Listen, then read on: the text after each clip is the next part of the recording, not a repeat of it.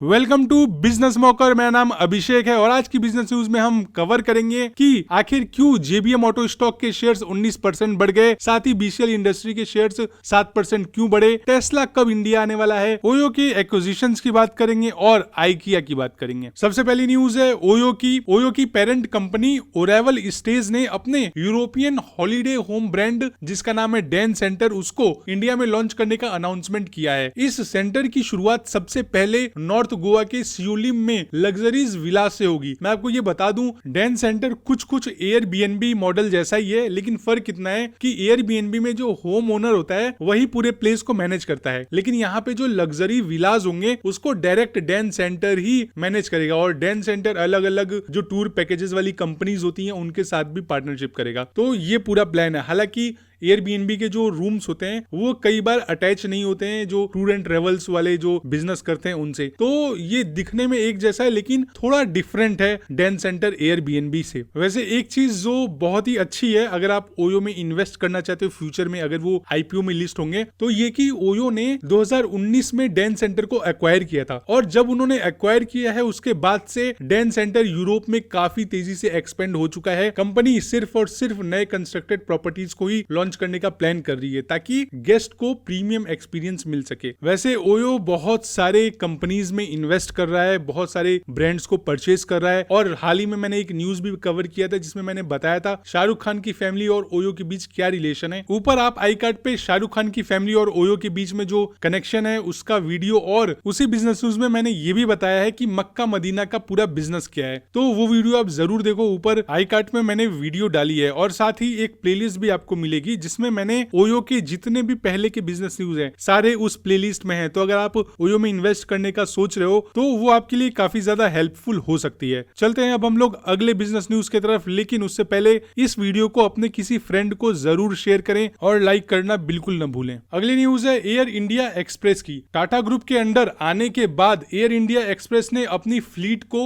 26 से बढ़ाकर 100 कर दिया है। यानी कि पहले एयर इंडिया एक्सप्रेस के पास 26 एरोप्लेन्स थे, लेकिन अब 100 से ज्यादा प्लेन्स हैं एयर इंडिया एक्सप्रेस के पास। अब आप थोड़ा सा कंफ्यूज मत हो जाइएगा, एयर इंडिया एक्सप्रेस अलग है और एयर इंडिया अलग है। लेकिन शायद आपको ये बात नहीं पता होगी कि एयर इंडिया एक्सप्रेस सब्सिडरी है एयर इंडिया की, और एयर इंडिया एक्सप्रेस के इन्वेस्टर्स को जान के ये बहुत खुशी होगी कि जनवरी 2022 से जनवरी 2025 तक air India express 4.5 times grow हो गया है in terms of departure and seats offering, और कंपनी के नंबर ऑफ डेस्टिनेशंस में भी काफी ज्यादा बढ़ोतरी हुई है। यानी कि अब एयर इंडिया एक्सप्रेस के जो डेस्टिनेशंस है वो काफी ज्यादा बढ़ गए हैं, उसमें इंटरनेशनल भी शामिल है और जो इंडियन डेस्टिनेशंस हैं वो भी शामिल है। अगर मैं आपको नंबर्स में बताऊं तो एयर इंडिया एक्सप्रेस और एयर एशिया इंडिया ये ऑपरेट करते थे 43 डेस्टिनेशंस में, वो भी कब, जनवरी 2025 में। अब एक चीज और आपको मैं बता दूं कि एयर एशिया और एयर इंडिया एक्सप्रेस दोनों एक ही हैं और ये दोनों कंपनी एयर इंडिया एक्सप्रेस के अंदर ही आती हैं। लेकिन आज के डेट में इन दोनों की जो कंबाइंड एंटिटी की बात कर रहा हूं मैं, ये टोटल 53 डेस्टिनेशंस कवर करते हैं। उसमें कई सारे नए इंटरनेशनल डेस्टिनेशंस भी हैं जैसे कि फुकेट और बैंकॉक। अब आप मुझे कमेंट में बताओ थाईलैंड किस कंट्री के अंदर है। अगली न्यूज है आइकिया की, और आपको मैं ये बता दूं न्यूज शुरू करने से पहले ही कि आइकिया एक स्वीडिश फर्नीचर ब्रांड है और आइकिया दिल्ली एनसीआर में अपनी ऑनलाइन सर्विसेज लॉन्च करने जा रही है। अब सबसे इंटरेस्टिंग पार्ट ये है कि आइकिया ये स्टेप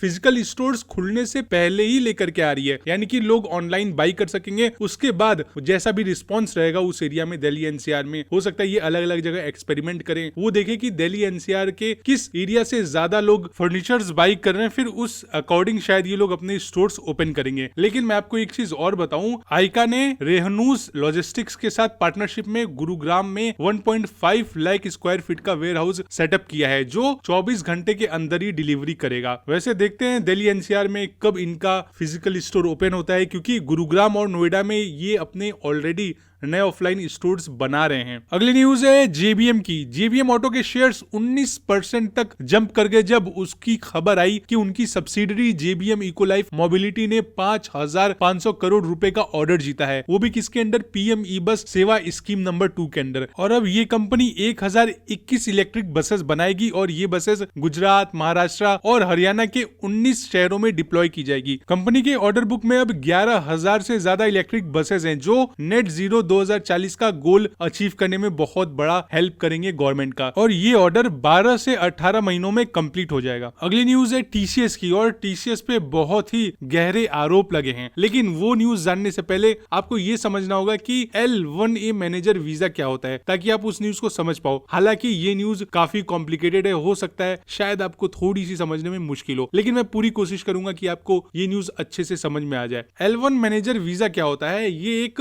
नॉन इमिग्रेंट, ये वर्ड आप ध्यान रखिएगा, नॉन इमिग्रेंट वर्क वीजा है, जो यूएस कंपनीज उनके फॉरेन ऑफिसेस के मैनेजर्स और एग्जीक्यूटिव्स के लिए अप्लाई करती है, ताकि वो टेम्पोररी बेसिस पर यूएस में काम कर सके। अब अगर मैं आपको इसके बारे में कुछ चीजें बताऊं तो ये किसके लिए होता है, पहले मैं आपको वो बताता हूँ। ये सिर्फ और सिर्फ मैनेजर्स और एग्जीक्यूटिव के लिए ही होता है, और इसमें कंपनी के एग्जिस्टिंग एम्प्लॉय जो सिर्फ फॉरेन ऑफिस में काम कर रहे हैं उनको यूएस में ट्रांसफर करने के लिए दिया जाता है। और ये H1B वीजा से थोड़ा सा अलग है। बेसिकली जो H1B वीजा होता है उसमें स्ट्रिक्ट सैलरी और लॉटरी सिस्टम होता है, लेकिन L1A में बिल्कुल ऐसा कुछ भी नहीं होता है। L1A वीजा में सैलरी रिक्वायरमेंट फिक्स नहीं होती है और इसका कोटा लिमिट भी नहीं होता है। अब मैं आपको चलता हूँ न्यूज की तरफ लेकर के। टीसीएस पर 3 पुराने एम्प्लॉइज ने यूएस में वीजा रूल्स तोड़ने का आरोप लगाया है। उनका कहना है कि टीसीएस ने L1A मैनेजर वीजा का गलत इस्तेमाल किया है ताकि मैनेजरियल स्टाफ को रिक्रूट किया जा सके।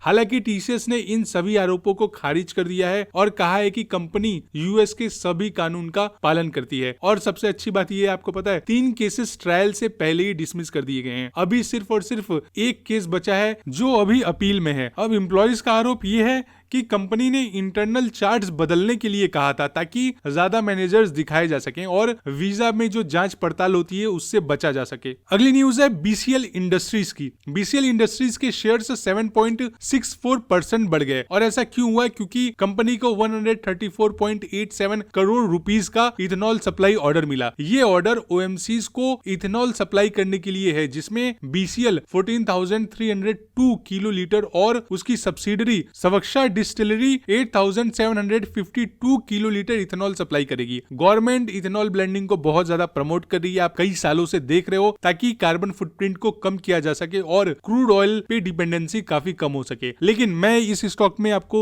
बाई या सेल का रिकमेंडेशन नहीं दूंगा, क्योंकि ये स्टॉक अभी भी 52 वीक हाई से 55% नीचे है और पिछले एक साल में ये स्टॉक 55.8% नीचे गिर चुका है। अगली न्यूज है टेस्ला की। टेस्ला के ऑफिशियल्स अप्रैल में इंडिया आएंगे ताकि गवर्नमेंट ऑफिशियल्स के साथ मीटिंग कर सके और मैन्युफैक्चरिंग प्लांट रिव्यू कर सके। कंपनी महाराष्ट्र और गुजरात में फैक्ट्री लगाने का सोच रही है, जिसमें टेस्ला 3 बिलियन से 5 बिलियन डॉलर का इन्वेस्टमेंट कर सकती है। अभी ये सारी चीज क्यों हो रही है? क्योंकि इंडियन गवर्नमेंट ने बहुत ज्यादा इंपोर्ट ड्यूटी लगाई थी टेस्ला के ऊपर, 100% तक की इंपोर्ट ड्यूटी थी बहुत सारे बाइक्स में, वो मैं आपको आगे बताऊंगा। तो उसके वजह से टेस्ला अगर इंडिया में मैन्युफैक्चर करेगी तभी गवर्नमेंट उसको कुछ फायदा देगी और इंपोर्ट ड्यूटी कम करेगी। तो यही पूरी कहानी है आपके सामने जो मैंने लाके रखी। और अगर इनको इंपोर्ट ड्यूटी का फायदा उठाना है तो फिर गवर्नमेंट के SPMEPCI स्कीम के अंदर 4,150 करोड़ रुपए का इन्वेस्टमेंट और लोकल प्रोडक्शन कमिटमेंट्स देने होंगे। वैसे तो इंडिया का ईवी मार्केट काफी छोटा है, लेकिन टेस्ला इसको एक बड़े ईवी लग्जरी मार्केट के रूप में अपॉर्चुनिटी इसको देख रही है। वैसे तो